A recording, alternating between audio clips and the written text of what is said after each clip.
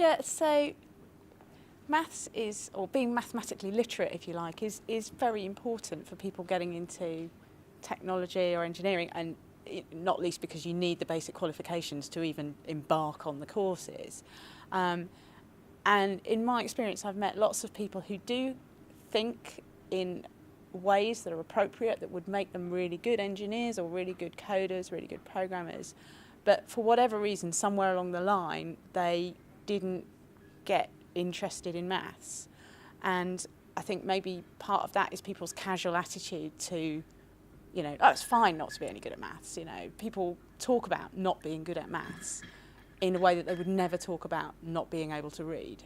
You know, people will think of mental arithmetic as if it's some kind of special skill, and it's not. It's something that anybody can do if they practice.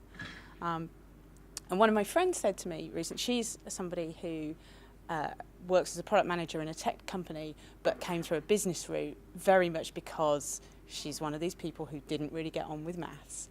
And as an adult, she embarked on a science evening class, had to do some maths as part of that.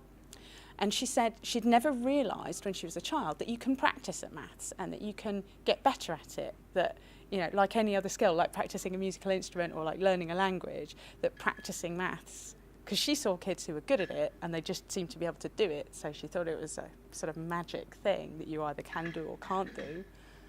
And, you know, 20 years later, she realised now if she applied herself, she could actually be really good at it.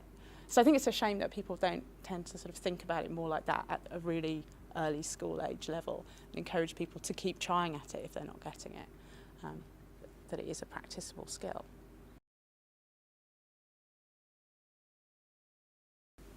It's certainly true that for a lot of my career I've been one woman amongst many men, or one of a very small number of women. So yeah, absolutely, the reality of, call it a bias, exists. I personally don't think I've ever come across actual discrimination, and I think a lot of the time it's hard for companies, you know, they'll try to employ women, but they're just not getting the women applicants, and they're not getting the women applicants because they're not going through the, you know, the courses, they're not going through the educational system, doing the kind of subjects that make them, you know, kind of eligible to apply for these jobs. So it does start really early on. I think a lot of companies try to address it, but sometimes they address it in a bit of a kind of heavy-handed, slightly patronising way, so it can be a bit off-putting.